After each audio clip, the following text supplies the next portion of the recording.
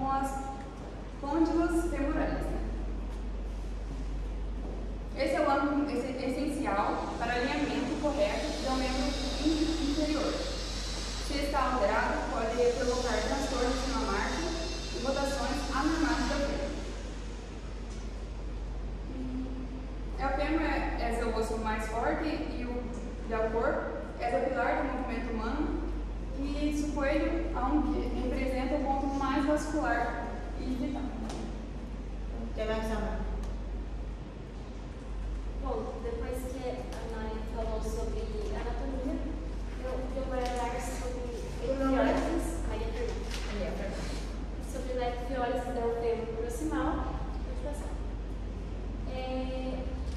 Em definição, é o deslizamento da eclipsis, desplazando a cabeça femoral em relação ao coelho femoral, através do cartílago de crescimento, visto que é comum no período da adolescência. Tema examen concepto de inficionistas. Em la epidemiologia, é uma patologia relativamente rara, com uma incidência de 2 para 100 mil. Em los niños, o pico se produz entre 12 e 15 anos e nas niñas entre 11 e 13. Isso se deve devido à puberdade, em que os niños têm mais probabilidade, já que terem uma puberdade mais tardia e prolongada. Então, uma relação entre sexo masculino e feminino predominantemente para o masculino. A relação de lateralidade, que na maior parte dos casos são de 80% a 85% dos casos unilateral e bilateral em 25% a 60% dos casos. Pós-diagnóstico inicial, o risco de lateralidade é aumentado durante os 18 meses posteriores. Edad y lateralidad de proyección.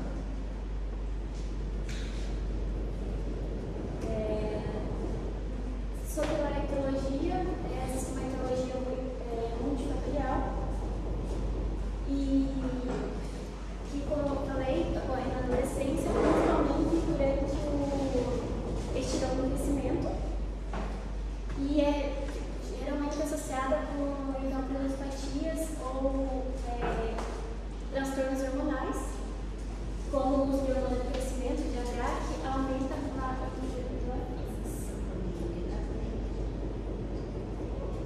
principalmente é o caso da obesidade, é um fator muito importante, visto que 63% dos pacientes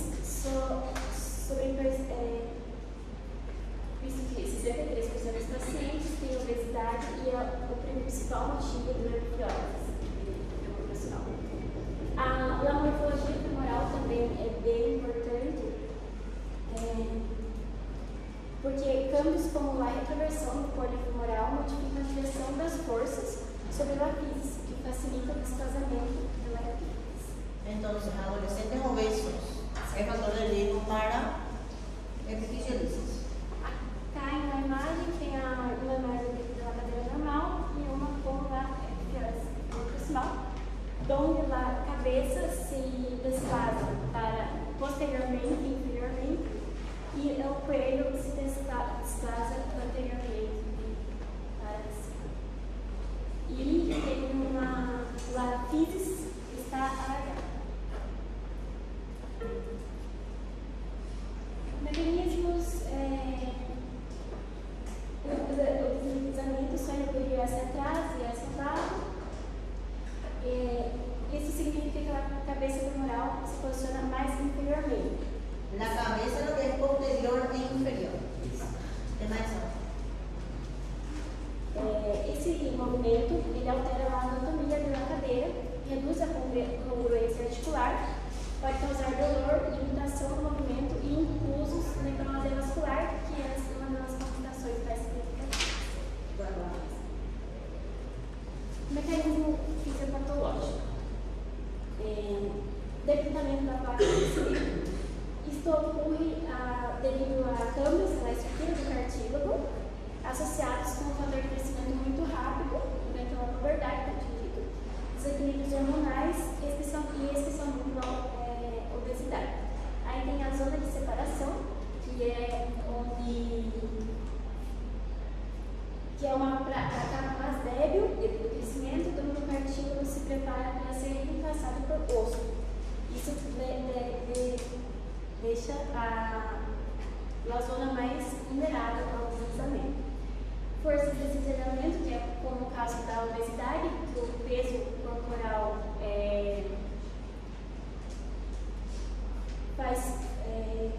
o peso corporal, a orientação normal da placa de crescimento supera a resistência da placa de titânio, levando a falha. Pode passar?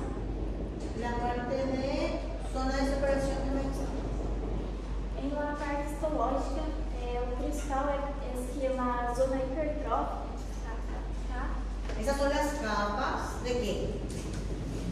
Del osso. No, Claro. no son las capas del hueso. El cartílago. El cartílago de crecimiento es una placa y histológicamente está separado en zonas.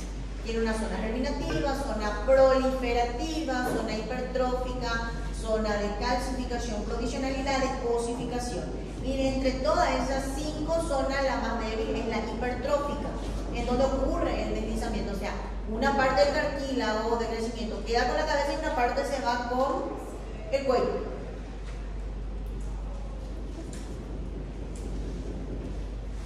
Classificação por duração e síntomas. Significa aguda, crônica e aguda subcrônica. A aguda, que tem início súbito, com o máximo de 3 semanas, um dolor intenso, incapacidade de suportar peso, então o paciente não consegue caminhar. E na imagem não se vê signos de remodulação do osso. Enquanto lá na crônica, já se vê esses fenômenos de remodulação e a física incluso pode estar cerrada. A crônica duração de mais de 3 semanas, o paciente consegue suportar peso e apresenta a qualificação dessa marcha antálgica quando o paciente caminha com dificuldade por conta da dor. A aguda subcrônica, que o histórico é crônico, mas ocorre subitamente um empeoramento que passa a ter sintomas agudos e aí já entra a incapacidade de suportar peso, o paciente já não consegue mais Esa clasificación tema de examen. Espera un poco, María. Por favor. No falta mucho. Ana Rafaela. Presente. Andressa Chanca.